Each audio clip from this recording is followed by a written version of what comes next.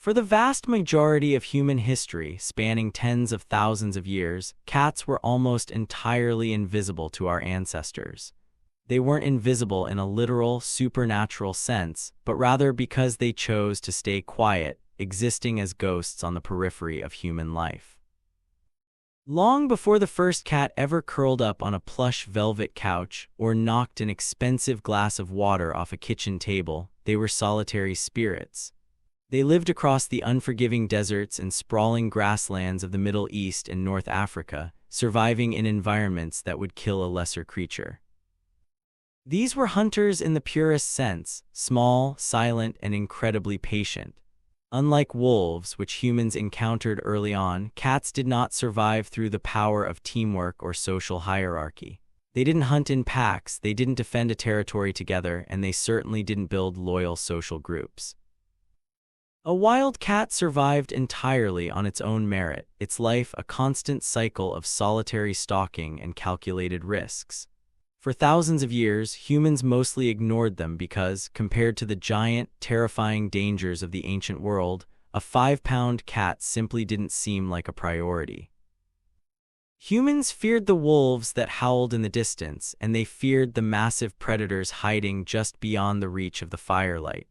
Nobody looked at a small, striped feline and imagined that it would eventually conquer the world, spreading into homes across almost every single continent on the planet. But then, quite by accident, humans created the perfect world for cats.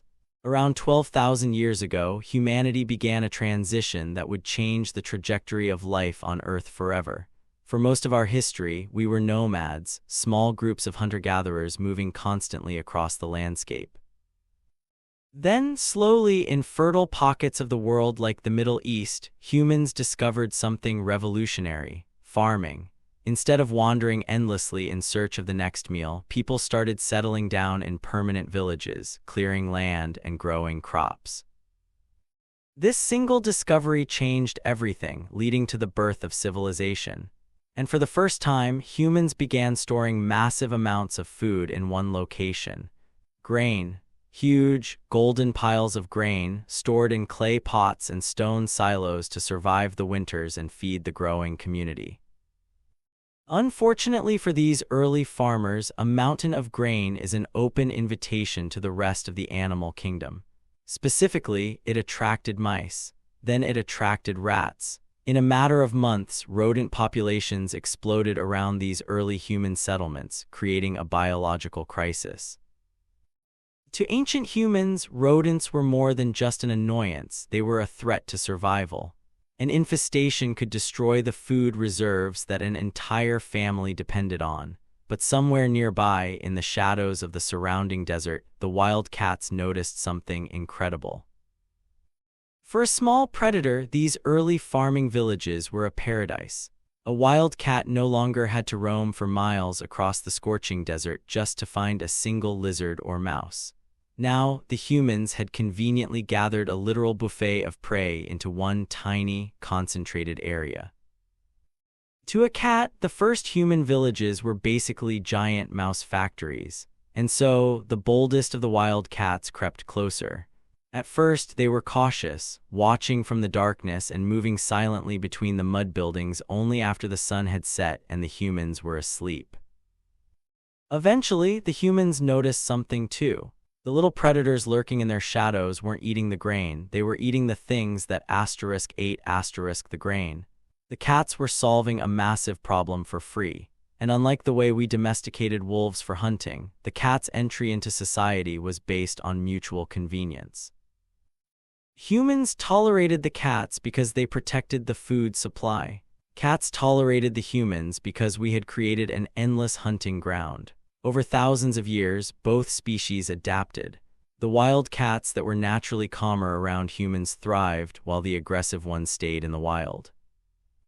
This is where cats differ from dogs. When we domesticated dogs, we fundamentally changed them. We bred them for specific tasks, changing their skeletons, their ears, and their brains. But cats barely changed at all. They are genetically almost identical to their ancient ancestors. In many ways, your house cat is still a tiny, wild predator living in your home. Think Think about their behavior. They stalk moving objects under blankets, they ambush your feet, and they stare at birds with a focus that borders on obsession. These are not learned behaviors, they are ancient biological hardware.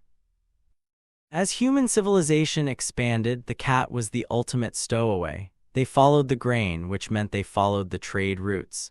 They moved from the Middle East into Egypt and then onto ships. Ancient ships were floating banquets for rats, making cats the most valuable crew members on board. In ancient Egypt, this relationship reached its peak. Egyptians didn't just tolerate cats, they worshipped them.